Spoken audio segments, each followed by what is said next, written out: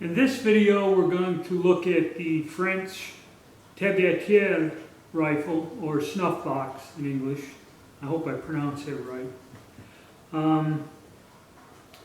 It's a very interesting gun, and also it is the largest of the musket converted to cartridge guns at 17.8 millimeters. Or basically, the groove diameter on this gun is 730 thousandths. So it's the largest caliber. It's about a 75 caliber musket that is rifled. This gun started off as a flintlock musket, and that's why I have a Pedersoli reproduction of a French 1777 musket. To show you the similarities. I don't have an original flintlock musket, and I do not have the weapon that was in between these two, which would have started off as an old flintlock and was converted to a cap-lock gun. What it was is, over time in Europe, after the end of the French Napoleonic Wars, there was a huge amount of the older style flintlock muskets. So as technology changed and newer weapons were coming about, they had large stores of these older guns. So they decided to rework them and make them into something usable. And where they kind of tie into the United States is, while the French and Europeans, some conversions were done in Belgium, were converting these old flintlock muskets into a cap-lock that was rifled, because that was the latest thing. Rifled muskets with the mini-ball or Minier style projectile with a percussion cap. That was the new technology. So the French and the Belgians converted a lot of these guns into that. And these guns were imported during the American Civil War, because once the war started, they didn't have enough firearms to go around. So agents went to Europe and purchased these foreign weapons, and they were brought in fairly large quantities into the United States from France, Austria, Germany, all over the world. Whatever they could get their hands on. So as the technology changed, now you had this gun, which would have been a cap lock with a rifle barrel built from an old flintlock musket. Then cartridge guns came about. And so, of course, we all had the different conversions. Like we had the Allen conversion, and the French had this gun here. And they're all similar, like the Snyder. The Snyder was another conversion. These are all kind of similar along the same lines, but this is unique to itself. Okay, where the Snyder was a more common conversion, and on the 58 calibers you'll find all kinds of cap-lock muzzle loaders that were converted using a Snyder style, which this is similar. But it is a bit different, and we'll look at that as we get to it. So then this gun was converted with this breech cartridge conversion here in the late 1870s. Okay. I guess the proper designation of the model of this gun is the rifle of 1849/59/67. I'm reading something that's not in English, and the caliber designation, there's like 4 or 5 different ways of describing it, but 18.6 by 34.5 R is one. 18 millimeter Tabatiere, 18 by 35 R. Model 1867. So there's some variations in that in there, but the model number, I guess, is 1849/5967. And there's different variations to it. This one has a bronze mechanism. The receiver block is bronze. And you'll find later ones are in steel, or steel or iron as compared to the bronze. The rifle was not in service long. It was kind of a stopgap measure thing. And at this time, they were also producing and working with the Chassepot needle fire gun, which was a standard French military arm, which kind of made this conversion, kind of obsolete and problematic. So it did not stay in service very long. The historical importance of this gun, and it's again, Drew Steen, a guy from French, he's a YouTube user, was asking me about this rifle. And he called it a last ditch rifle or something. And what it all boils down to historically is during the Franco-Prussian War in 1870, the Germans did surround in 1870 and lay siege to Paris for a year. So it's the siege of Paris from 1870 to 1871. And basically what this guy was stating is that these guns were modified and used in the defense of Paris during the siege.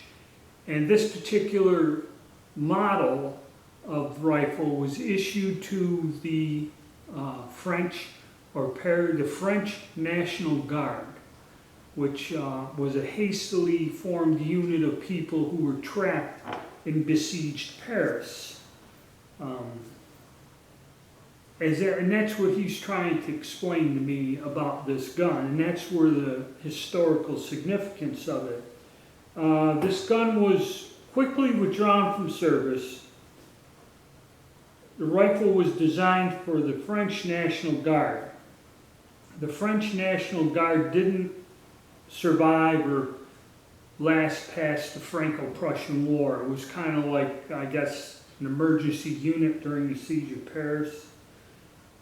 And the caliber was way too large, and I think this sight here, we'll look at it, this sight here is set for 200 meters, and then when you flip it up, 400 meters, and I mean, when you hold it, you're holding it like this to shoot 400 yards. So it's probably not a long-range gun. Most muzzle-loading muskets kind of had a maximum range, effective range of 300 yards anyway.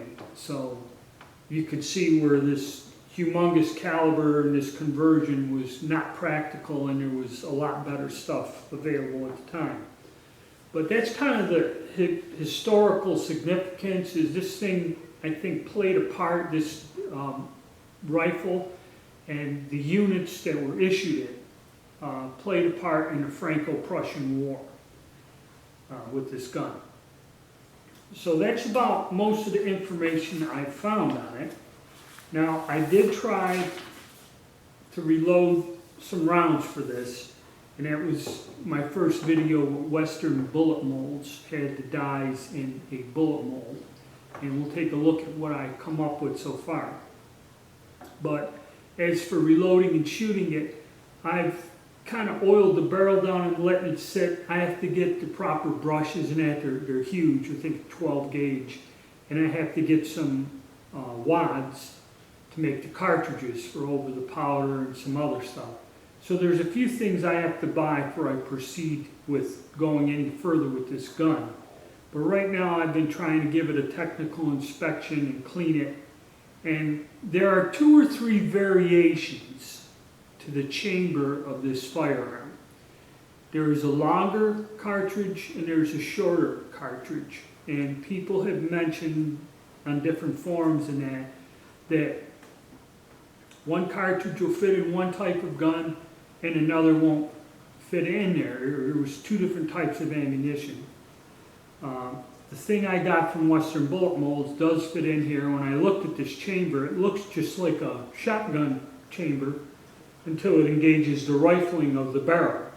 So I don't know if this gun's been modified or not. I'm going to have to do a chamber casting and some other stuff and do some more investigation before I attempt to shoot it.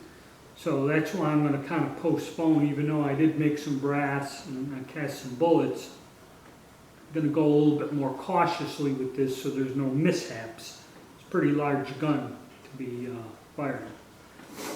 Alright, so what we'll do now is we'll take a look at the two guns side by side, my musket and this gun here.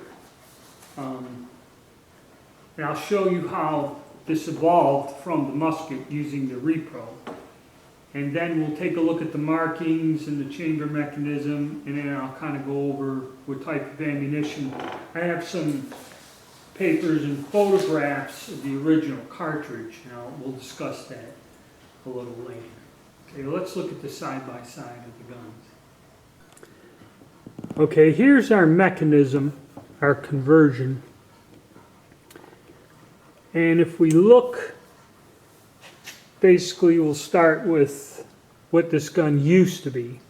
If you look at the stock and the lock here, and you can see where there's been some fill-ins, repairs, and modifications, but basically very similar to a flintlock. Okay, so they took the lock, the trigger, you know, the trigger guard and the stock and that, and all of that is from the older gun. And they modified that lock and that and put a hammer on there. If this was just a cap lock, it'd have a similar shaped hammer where they would have plugged the barrel and put a nipple on there. But that's the mechanism. And I said it's similar to the Snyder, but not an exact copy. Okay, and like I said, we have the bronze one. And what it was is they cut off the back of the barrel and installed this.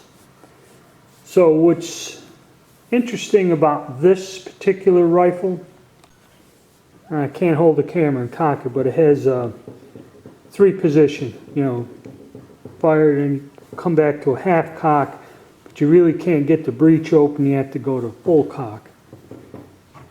And it flips over like the Snyder. Okay, has a similar ejector where you would push back on this and then it would draw this here, the extractor would draw the case out. But where this is different than the Snyder is this thing is wide open here in the back to facilitate loading the cartridge. Okay, where the Snyder doesn't do that. That's about the main difference. It is a different mechanism, but that's how it goes. And there's your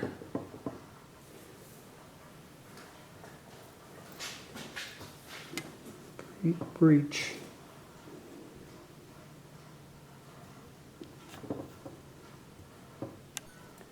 Okay, I have a dummy round that we can load in here.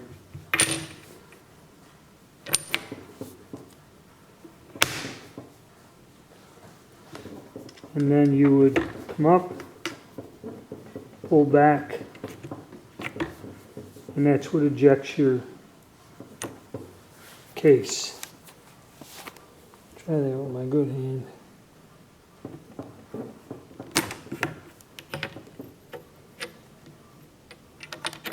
Right there. Alright, so that's how it functions. Pretty interesting. And again, here's the sight. And it's got a pretty deep notch in it. There, and then you flip it up. And I think, let me get the designation. Okay, I know you can't see it, but 200 is written on this. And then when it's flipped up, 400 and 600 meters, I guess. I don't know what was the standard measurement back in those days. in France. Now, some markings there.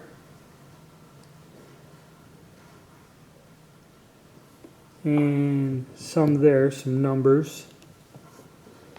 And as you see, it still retained its musket stock, the little thing. Much like our repro. That's all the same, the hardware in that. Does have 3 bands, but I believe the gun was shortened a few inches. And let's see for markings in the stock. There is something there. Okay, serial number for the breech is underneath here. And it is a center fire. Take a look at the front of the breech.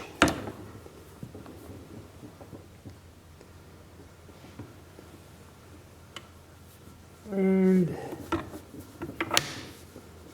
that's your firing pin there. And that's got a cupped hammer that comes down on that. And for other markings, there were several of them. Ah, there they are. In the stock. There.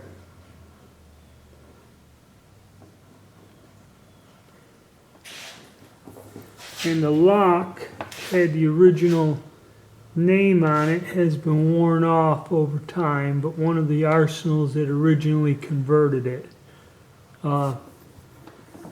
that's rubbed off. Probably would have looked like that there. And like I said, 3 barrel bands. And we'll go down there and take a look at the front band and that. Okay, the front band, very similar to with the musket, but the front sight is on the barrel. Okay, where on my repro musket, the front sight is part of the front band, which has been changed. This is an older style. It has, but there's the bayonet lug, and that also is still present. So probably used the same bayonet as the musket did. But very similar style and shape. And you can see where it came from the flintlock. And this weapon is probably been shortened by 4 or 5 inches. We'll take a look at that here. Okay, side by side, as you see, I got them fairly well lined up. And you see the similarity. It's the same stock, same style. And these barrel bands are almost in the same place. With the exception, when we get to the end here, it looks like that it's been shortened a bit and the ramrod is different. And of course, like I said, instead of being mounted on the band like the musket, it's mounted on the barrel. Now, I'm not quite sure how accurate this reproduction is. I don't know if it's 100% or if an actual original musket will be different than the repro, but that's kind of the only example I'm using to kind of help show the transition of this particular firearm.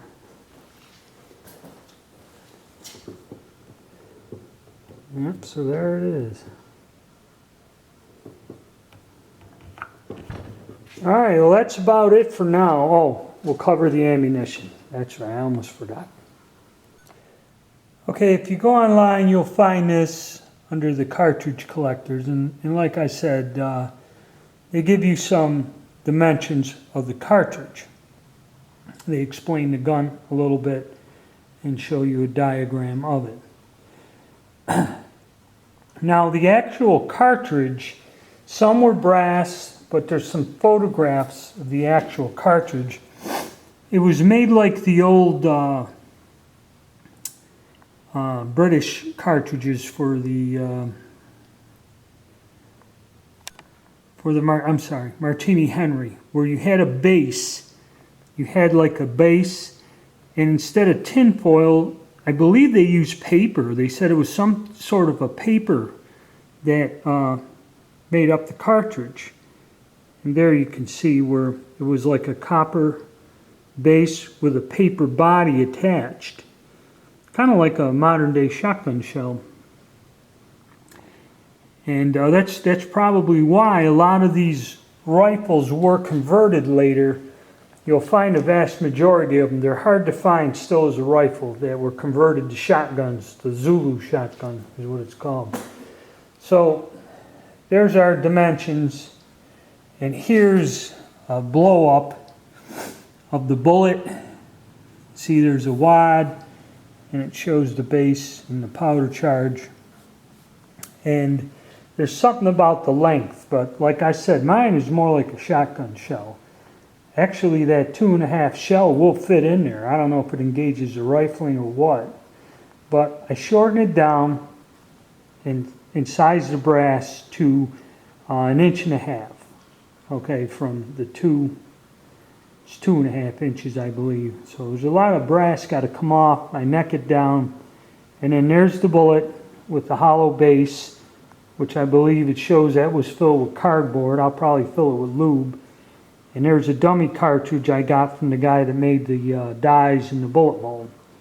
So that's basically what we'll have there. It's just I have to get some wads and some other stuff before I do this. And I'd like to check the gun out better to make sure it's safe to fire. But that's the ammunition. You can reload it. There are people that do shoot these things. Like I said, I guess from what I see the original cartridge, it was kind of like a shotgun slug type of thing to begin with. I don't know if that's going to blow out them necks and stress out the brass when we fire it, but if we get around to it, we'll check that out. So that's basically the information that I have at this point. Probably other people will chime in and send me messages and tell me, well, you're wrong about this, you're wrong about that, and give me some more information, which I will update and make other little videos about this gun in general. It is pretty interesting piece of history behind it, and how it's tied into the Franco-Prussian War and the Siege of Paris. So that's my kind of look and update. And, if I get more information, I'll make other videos and discuss more about this particular rifle.